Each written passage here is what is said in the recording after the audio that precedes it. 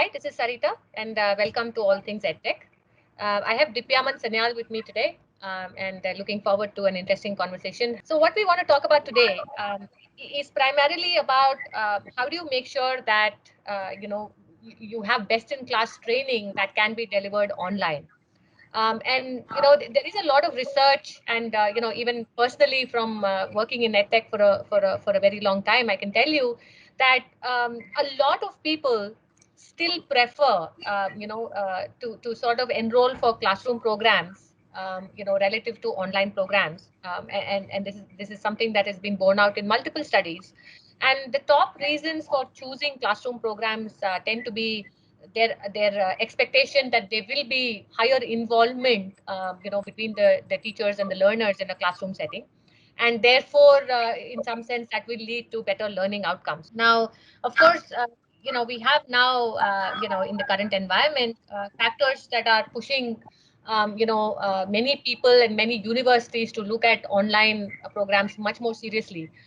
Recently in India, for example, the top 100 universities are being allowed to deliver a lot of the programs now online. They can automatically do so, and therefore, I think, given the corona situation, given the people are realizing that given the uncertainty, they need to be looking at online programs a lot more seriously. So if we are looking at online programs, what we really wanted to discuss today was how do we make sure that that the outcomes and the satisfaction with online programs are equal to or better than classroom programs. What are the key drivers of making sure that online learning is effective and that more and more people are able to adopt online learning and generate good outcomes from it? Thanks, Sarita. I think that's a very valuable question. And as I, teach with a variety of universities, I understand that a lot of university faculty right now are having to move to online for the first time in their lives after teaching offline for 20 years or 30 years. They're being forced to teach online. And I remember my first, experience of online teaching. I remember my first experience of corporate trainings in a classroom, and doing fairly badly. This was close to a decade ago, and one of my friends and mentors, he said, "Do me a favor, just sit in one of my classes." And I did that, and I was already old enough, but I was like, forget the ego. Let's just go and sit in that classroom. And I think that helped me a lot. And the key takeaway for me is that teaching is knowledge plus performance. And I think what's going to happen over the next few months or years even is that a lot of folks who are good teachers offline will be able to translate that into online teaching. It's not going to be that, okay, people who are great in class are going to be terrible online. That's not going to be the case. I think they are going to just evolve into fantastic online teachers as well. Right? So they are very similar in some ways. The only challenge, of course, is how do you deal with nonverbal cues? One of the things that I do, or I have seen others do as well, is kind of try to engage by asking questions. And if the class doesn't answer, just stop sometimes. Like, okay, there's a silence and a pause. Everybody kind of just collates back and says, oh, something is happening. I missed out. Teaching outcomes, yes, I see that, right? I see that. I feel that even when I'm teaching, I'm seeing other university professors teach. I'm doing, these train the trainer sessions, things like that, right? Infra, on the other hand, is a completely different game. I mean, do you see universities kind of picking that up, making those changes that are essential for them? Oh, absolutely. I think the big difference, and like you rightly point out, I don't think it's so much the teacher, right? People have inherent teaching skills, and they need to have a slightly different style for online versus offline. But otherwise, fundamentally, like you said, it's about knowledge plus performance. The technology, that piece is really, really critical. And speaking from experience, I think. We are still not, I think there are a lot of good platforms available now that sort of provide people that are delivering lectures online with a lot of, technology enabled nudges that we call, to learning. But I don't think people are leveraging them enough, right? When people think about online learning, they immediately think about possibly audio, maybe some video. But there are so many other things that you can do to sort of make sure that students are engaged, students are paying attention, that you're sort of breaking up the lectures with activities for discussions, sort of do pop quizzes, lots of different activities that you can use technology for. And I think that is also going to become very, very, very, very important. And I think that's a big difference in terms of adoption.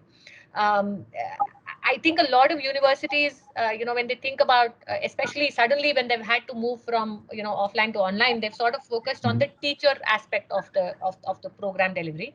Right. But I think the technology aspects are very critical. So making sure you're choosing the right platform, making sure that you are planning your course delivery in a way where you have different levels of interventions and nudges and activities that you're leveraging the platform for, making sure that people feel that they're part of a class by extensively using gamification techniques and leaderboarding, um, making sure that there is constant two-way communication as opposed to one-way Right. communication, and all of these are very easily enabled by technology. One is gamification, right? How that helps, aids, or doesn't. And second thing is the concept of flipped classrooms, right? And we keep hearing about it.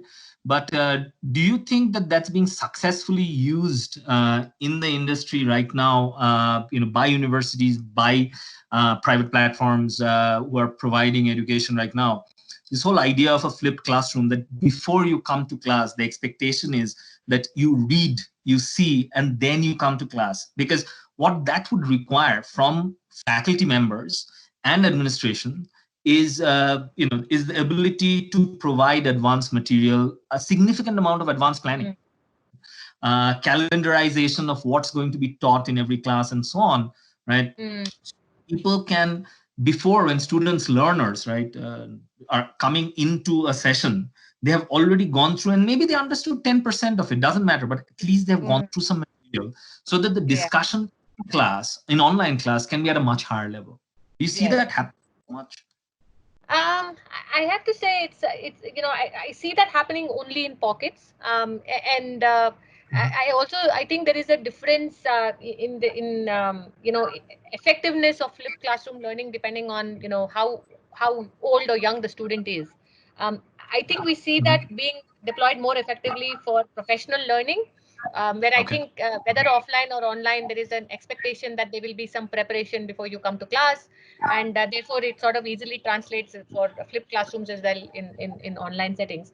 I think for younger audiences, one of the things that people are doing now, and I see that in my daughter's school, starting to do that, is you sort of do the learning online. So you don't have a class necessarily, you have reading time, but you're doing this on the platform, at a certain time, so that there is a discipline for students to read a little bit, and then you have a class.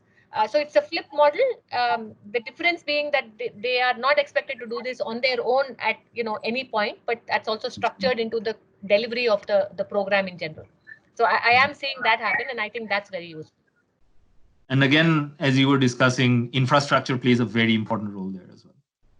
Yes, yes, absolutely. And I think people underestimate how important infrastructure is, and they tend to overestimate the capabilities of the faculty or the teacher to sort of carry the Yeah. class, completely on the basis of just their personal magnetism, in some sense. Globally, all the top universities have content, have platform, have courses.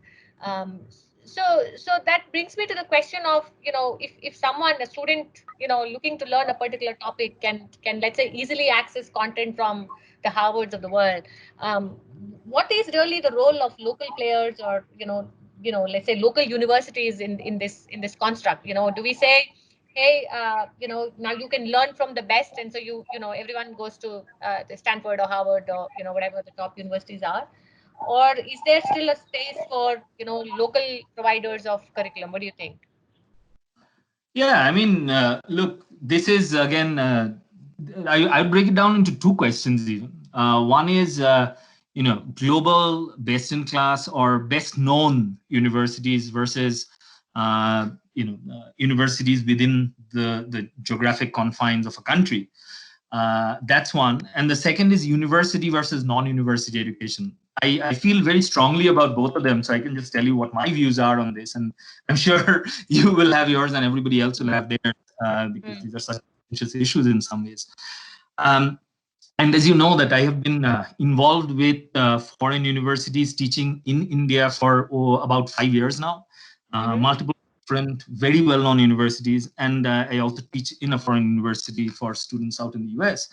And you know, I think, and this is from personal experience, that when there are foreign top universities collaborating, excuse me, collaborating in India, right, or in a particular part of the world, we realize that while they have their strong suits, right, they're very strong in certain aspects, whether it's theoretical teaching, understanding core concepts, storytelling, extremely magnetic professors, even certain ideas which I feel strongly about. I like them. Like I was talking to at one point one of the associate deans of a very large US university, and he told me that, look, I think that teachers in the future are only going to be those who are creators of knowledge.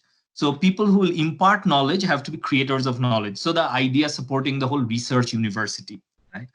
And yes, I can see where he is coming from as well, but I differ in my views from there. I think that one, the local universities or local education partners in a particular country have an enormous impact on the course material. Some courses that we have co-designed with top global universities, they came to us and said, hey, look, this is what our course is in the United States. Do you think that this is going to work out in India? And we provided our feedback and, saying that, look, these are things that will work. These are things that I think you should add. These are things that just will not work, right? In terms of infrastructure, in terms of teaching, in terms of, not just pedagogy, but just pure material, because we see on the ground that who's hiring, who's not, why are they hiring. I think there is a lot of value of to use the term a little loosely, localization, right? Like you rightly pointed out, understanding what is the on ground reality, and therefore being able to tailor your teaching, your examples, your interventions to sort of make sure that people generate the best outcomes from the course. I think that's really, really valuable, and I think there is a lot of value in having access to content from the best professors in the world, because many times for introduction, for reinforcement, it sort of really helps to sort of have access to them.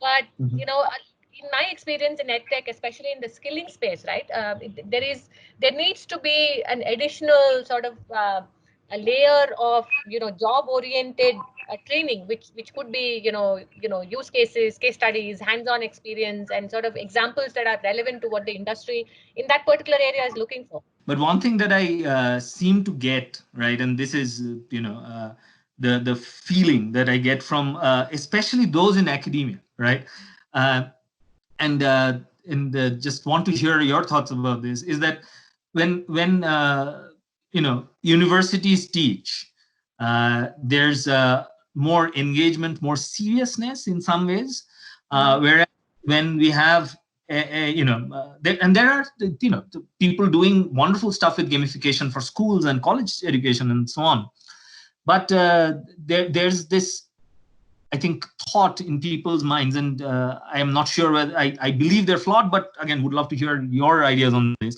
This whole debate about engagement or education versus entertainment, that how much play into that, okay, I need to keep these guys engaged, entertained, I want to have them look at the screen, understand, but just have them, right, have their eyeballs, so to say, on the screen. This whole education versus entertainment conversation is something that I feel quite strongly about, and there are a lot of different aspects to this. One of the things that as you pointed out, many times in universities, I think just the fact that a student is walking into a classroom at a college or a university, they sort of approach it with a different mindset than if they were taking the same class online, right? Perhaps it is the medium. We sort of associate online with maybe entertainment. So to some extent, I think part the problem is at the students' end, right? They're automatically more serious in a classroom setting, and tend to sort of maybe not be as or at least subconsciously expect more entertainment value when when sort of going through an online class. And again, I say this at the risk of offending a lot of people, but I really think that there is a little bit of that subconscious behavior that does happen. What about what's your biggest pet peeve about this or maybe your biggest learning in this this making sure that online learning outcomes are as effective, and especially because you deliver classroom training as well as online learning quite extensively. What is your biggest learning or takeaway? My biggest learning or takeaway, actually, in some ways, is I'll counter one point that you made, and that trying to train more experienced folks, right? I have seen that they land up not being as prepared for class often as I would see in a college student. And again, what you mentioned, again, it depends on who and what's the context and so on. But as you know, that I teach everything from, I do not teach undergraduate level, of course, but anything which is postgraduate, master's levels to students who are, and I'm pretty old, but older than me. What I have seen is beyond middle management, or even within middle management, people with 10 plus years of experience, 10 plus years of experience, I've really tried to push pre-reading, even interesting things in their field on case studies. And it has not worked out as well that I would think that it would. Whereas in certain cases for students, I was recently teaching at an MBA institute, and I saw that students, my students in my program, they are usually much better prepared, right? And they're on an average younger, right? Between 3 to 8 years of experience, right? Or sometimes even less. They would come in much better prepared, right? For a class. And that has been a learning, and still trying to figure out what's the best way around it. Of course, we are trying to use video for things like that. Can you see a bite-sized video before coming to class every day? And I think that's essential understanding, both for faculty, but also for students. And I think it's part of our duty to provide that thought leadership, provide that outcome orientation within students. There is no alternative to that, and online versus offline won't make a difference. So I think that's an essential part of what we should be doing ourselves, and encouraging students to to take that step. Absolutely, well said. Thank you, Deep. Thank you.